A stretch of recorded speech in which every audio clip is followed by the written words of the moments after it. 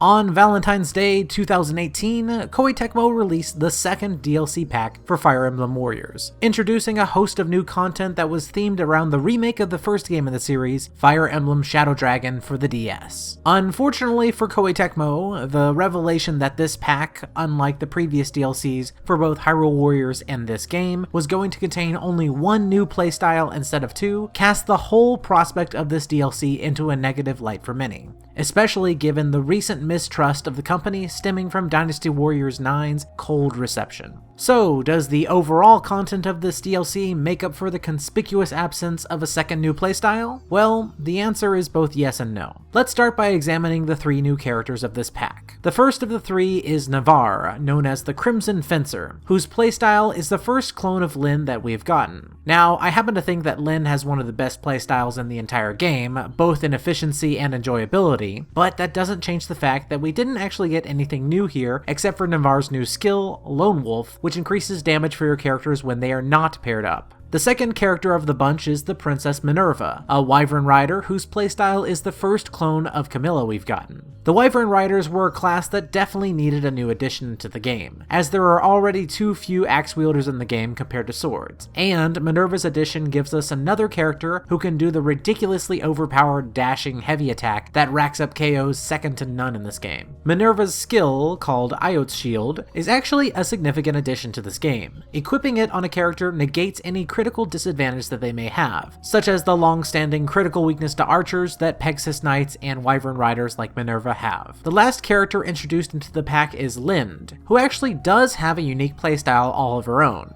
Kind of. Being a mage without a critical advantage against any other weapon type, Lind is built around using her heavy attack to reveal stun gauges for free when charged up, which is the same mechanic as Robin, Elise, and Leo. Now this isn't a bad thing, as this attack is kind of necessary for a mage to do what they do, and there isn't really any other way to get around this, but still, it does make Lind feel incredibly similar to play as the other mages, especially Robin. Moving on from the three characters, let's take a look at the other content in this pack, which includes 3 new history mode maps, with 4 new costumes to collect, 9 new armor break skins, and Opus scrolls for 11 characters, which includes the 5 Shadow Dragon characters, 3 new characters, and also Rowan, Liana, Celica, Lyn, and Anna, which allows you to finally get their weapons to full power. I didn't really touch on the full power weapons in my previous review, so I'll take a moment to do that now, because going the lengths required to obtain these is way more important in this DLC than it was previously. After you have upgraded a character's unique weapon to 240 power by unlocking the crest that does so and getting 10,000 KOs with that weapon, you can use the Opus scrolls which are found on the DLC maps, along with a lot of specific character material to unlock one final crest for your character, which instantly boosts their weapon's attack strength to 720, and yes, that is an instant 300% power increase. While this seems ridiculous, it is, however, almost a necessity to do in order to be able to take on some of the more challenging content that this pack has to offer. On the 3 history mode maps, which get harder as you proceed down the list, you will regularly find challenges with level ratings in the 90s or low 100s, which are absolutely overwhelming to S rank or even finish without both the max power of the Opus weapons and a strong knowledge of the ordering system, stun-breaking juggle combos, and masterful dodge timings. Getting hit in some of these missions will drain your health extremely fast, even with characters that are close to the maximum level cap. You may feel like a glass cannon in every single mission, which makes characters who are already glass cannons, such as the new character Lind, or anyone that you have the armor break skill equipped on, rather dangerous to field without keeping a keen eye on them throughout the fight. On top of this, at some truly higher level challenges, the enemies appear to start equipping themselves with Minerva's Iot's Shield ability, meaning that your previous critical advantages against them, such as fielding archers against flyers, or an anti-dragon weapon such as Lyn's Soul Kati against wyverns and Manicheets, will suddenly be unable to have the same critical effect as before. The effect of this change is that in this content, you actually need to wake up and start strategizing, as well as thinking about the placement of your team and delegating even more tasks, such as sending allied NPCs to go heal someone for you, while also taking into account the likelihood that they will reach their target in time without spending the time time to go yourself, so that you can then be addressing several different crises elsewhere. As I mentioned on my Twitter, the net consequence of this significantly heightened difficulty is that the challenges found in these 3 maps feel like the first bit of true endgame content we have seen yet. In the previous pack, once you got your first Opus upgraded weapon, the rest of the fights became ridiculously easy. In this pack, even with a group of 4 characters above level 100, all equipped with 720 power weapons, I still had to take things seriously and make a plan of attack beforehand. This significant change to difficulty is the best part of this DLC. However, to me, it does not patch over the most significant flaw in this pack, and that is the lack of a second new playstyle to experiment with while experiencing all of this great challenging content. I'm going to elaborate why this is such a big deal to me, and to do so, I'm going to go back to talking about Hyrule Warriors for just a bit. I want to do this so I can elaborate on the trend of DLC that we have seen in the still relatively young Nintendo Warriors franchise. So, after the launch of Hyrule Warriors for Wii U, discounting the fact that Hyrule Warriors just didn't do clones, we received Sia, Volga, and Wiswo for free, and then Epona and Twilight Midna over the next 2 packs. After this initial content, we started to notice a very specific trend, and I think you're going to notice it too. So, in the next pack, which was the Majora's Mask pack, we received Tingle and Young Link.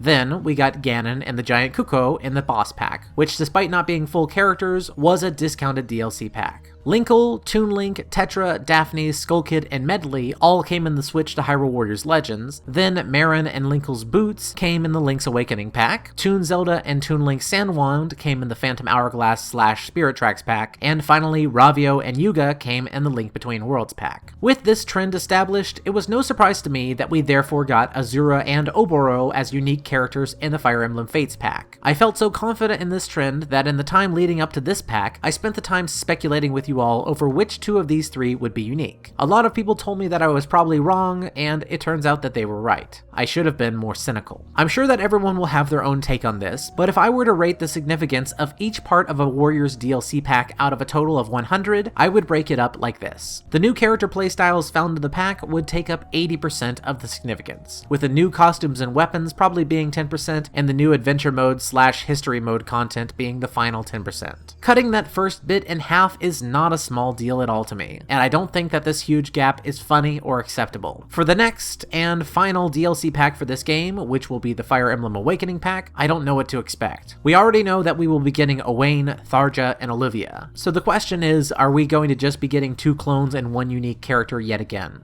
To me, it would take 3 new characters to make up for this massively missing piece in the Shadow Dragon pack. But as we can already see that Owain in-game currently uses Ryoma style, I don't think that that's going to happen. While I would like to end this review on a positive note, I can't commit myself 100% to recommending this pack. While I do like the content that is here, and I definitely appreciate how it changes things up in a significant way, the truth is that this pack is quite literally a ripoff. They are giving you less while charging you the same amount of dollars, and this is ugly behavior. For my last 5 DLC reviews, I have been able to happily marvel at the value of these DLCs versus the amount of new content that you get, but I can only really end this review by saying, Fire Emblem Warriors is a great game, and this pack allows you to play it for 20 to 30 more hours. It objectively has less to offer than the previous pack, but if you enjoy this game, you will enjoy playing this DLC. Whether you should get it or not depends on your personal tolerance level for abusive practices in DLC marketing, such as establishing a consistent level of new content in previous packs and then slightly reducing it, as well as your tolerance level for playing as clones in repeated content, even if they are clones of A or S tier characters. Consider how you feel on these issues, and then use your money wisely. For me, while I like the game enough to put up with this absolute bullshit, because this pack contains roughly half as much significant new content than the previous pack, I can only give it half as much of a score. I give the Shadow Dragon pack a 5 out of 10.